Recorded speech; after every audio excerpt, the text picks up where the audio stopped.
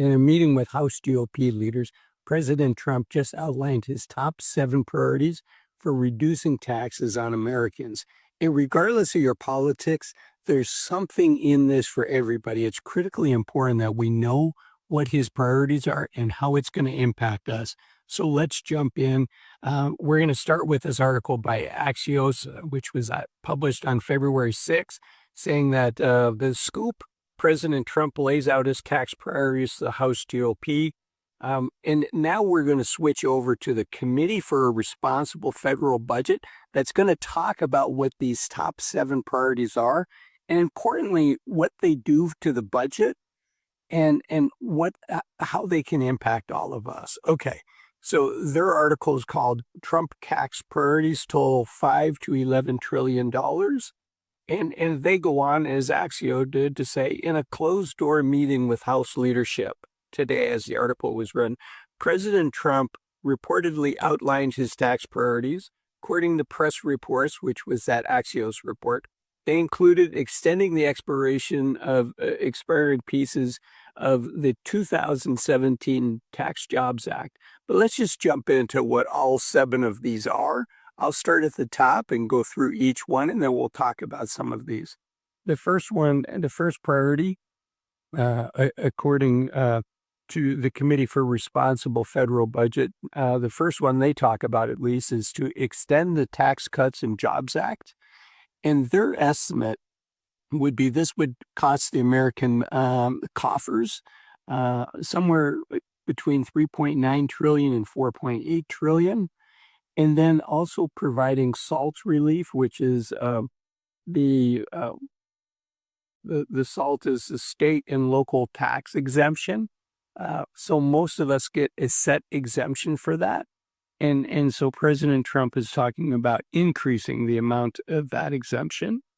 And then the famous cutting tax on tips, which would end up costing the American public somewhere between $100 billion and $550 billion. Now, it's interesting. There's an offset here later. It's the 7th priority, but we'll get to that in a minute. Cutting taxes on overtime pay, that would be expensive, $250 billion to $3 trillion. Cutting taxes on Social Security, in this rate now is some of us, depending on how much money you make, up to 50% of your Social Security can be taxed in some cases. And if you make more than that amount, up to 85% of your Social Security can be considered taxable income and be taxed. And so cutting taxes on the Social Security, eliminating that would be about $0.5 trillion to $1.5 trillion. Cutting taxes for production of goods made here in the United States, taxes for domestic production, would be $100 billion to $200 billion. And then the offset for the tips, remember I originally said that cutting taxes on tips would reduce how much money the IRS is bringing in by $100 billion to $550 billion. But the item number 7 on this list is closing carried interest loopholes, which is basically for private equity investors, venture capital investors, stadium owners, people like that, in general, very, very wealthy people.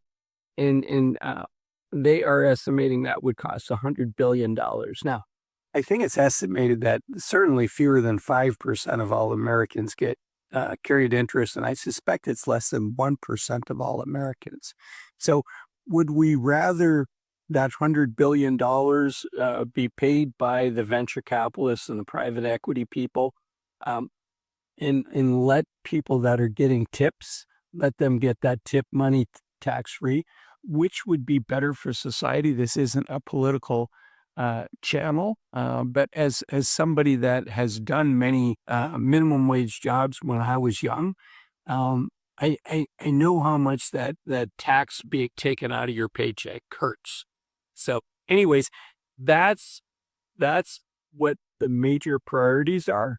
And I do want to talk a little bit about carried interest because I think it has a really interesting story. So this is venture capitalists, it's private equity. These are people that are saying, this money is at risk. It's performance-based. We only get it if the companies do well. But why is it called carried interest? Does anybody walk around carrying it?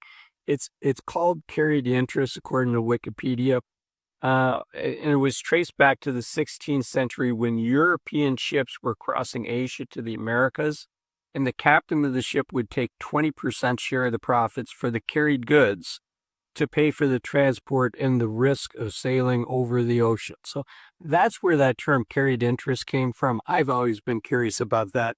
But now let's look and say, what would be the impact on the U.S. debt or debt to GDP ratio? And right now in 2025, you can see, according to this organization, the Committee for Responsible Federal Budget, they say right now we're at about 100% debt to GDP ratio. I think we're higher than that, but I'll take their word that we're right there. And if you take the low estimate, this would say over the next 10 years, the current law we're projected to go up to almost 120%, 118% debt to GDP if none of these rules are enacted. But if the rules are enacted, the low end of their estimate would take us to 132%, and the high end would take us to almost 150%. So what do I think about all of this?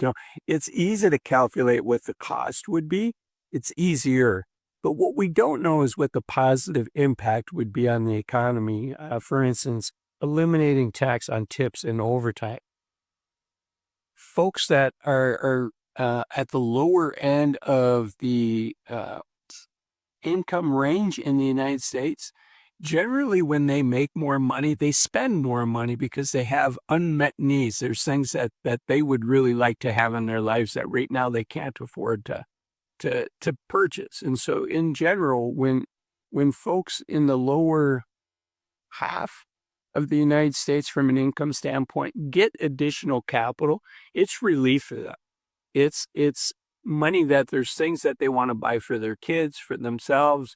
And so in general, that money goes back into society. So what we don't know is what this virtuous cycle is going to be. Ronald Reagan was famous for his statement about the trickle-down economics. When the wealthy do better, then they spend more money, and that helps the service providers for the wealthy, and then they spend more money, and everything kind of trickles down.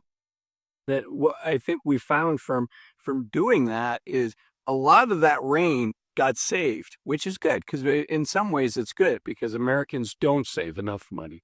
But what happens if we maybe do the sprinkler approach and we get lower income people more money by reducing or eliminating tax on tips and overtime? Let me look at this list here. The SALT relief would probably be helpful as well.